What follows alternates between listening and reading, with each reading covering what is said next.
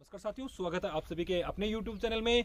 तो मेरे जितने भी युवा साथी एसएससी का फॉर्म की तैयारी कर रहे हैं वो कहीं ना कहीं एक बात को लेकर कंफ्यूजन में है कि हमें कौन सी फोर्स है वो चूज करनी चाहिए। चलिए आज हम फोर्स के बारे में बात करते हैं कि इसके अंदर काफी सारी मेजर फोर्सेज हैं जिनके बारे में हमें काफी कंफ्यूजन रहता है। तो चलिए देख लेते हैं कौन कौन सी पोस्ट इसके अंदर है। सबसे पहले बीएसएफ है, फिर सीआरपीएफ, फिर SSB, ITBP, CISF, Assam rifles और एसएसएफ। तो ये कुल 7 हैं जो मेजर हैं इसके अंदर। तो साथियों मैं बताना चाहूंगा कि सबसे पहले हम बात करते हैं बीएसएफ के बारे में। तो बीएसएफ का काम क्या है? बीएसएफ का मतलब है बॉर्डर सिक्योरिटी फोर्स, और काम इसका रहता है बांग्लादेश बॉर्डर और पाकिस्तान बॉर्डर पे पहरा देना, वहां की रक्षा करना। तो यानी आपकी जो पोस्टिंग आएगी वो या तो पश्चिम बंगाल, आसाम, मेघालय, पंजाब, जम्मू कश्मीर और राजस्थान और गुजरात, यहाँ पे आपकी पोस्टिंग देखने को मिलेगी। यानी आपकी मेजर पोस्टिंग होगी वो यही एरिया में होगी। तो कहने का मतलब है कि अच्छी है। एक तरफ डेजर्ट है, पंजाब का प्लेन एरिया है, तो दूसरी तरफ मेघालय और आसाम का सुंदर इलाका भी आपके आसपास रहता है। तो घूमने का भी मौका मिलेगा और ड्यूटी करने का भी आपको पूरा मौका बीएसएफ में देखने को मिल सकता है।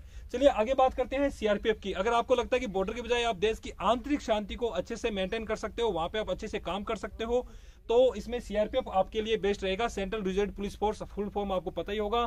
तो काम इसका क्या रहता है? देश की आंतरिक सुरक्षा को बनाए रखने के लिए। तो पूरे देश में कहीं भी आपको डिप्लॉय किया जा सकता है। जम्मू कश्मीर की खूबसूरत वादियों से लेके साउथ के जो अपने कोस्टल एरिया है वहां भी आपको इसमें तैनाती देखने को मिल सकती है।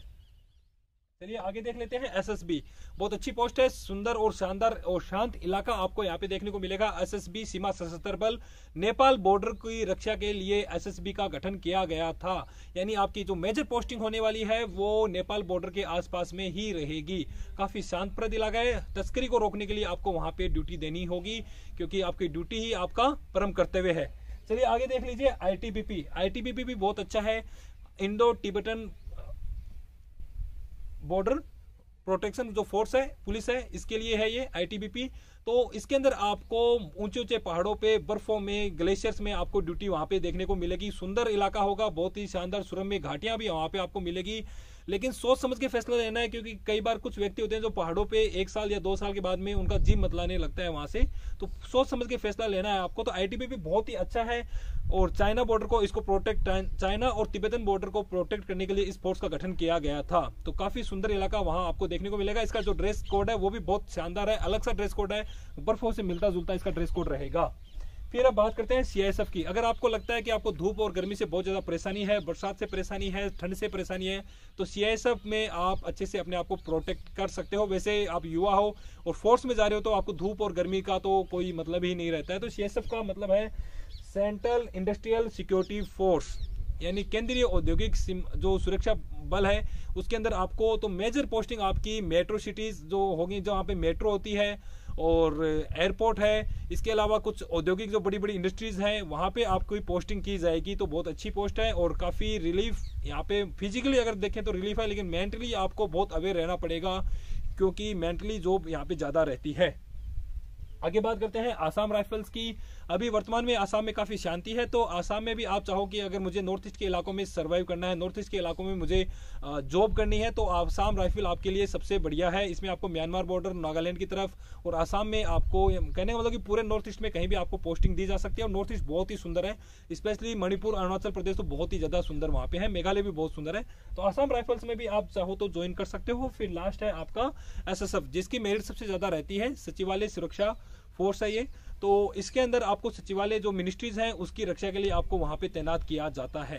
खैर मैं तो ये मानता हूं कि आप सभी युवा हो और जितना आप बाहर एक्सप्लोर कर सकते हो उतना इस उम्र में कर लीजिए, और उसके बाद में आप हेडक्वार्टर आने की कोशिश कीजिए, क्योंकि पहले आप युवा हो तो पहले आप बॉर्डर्स पे जाने की कोशिश कीजिए। तो बहुत ही शानदार है।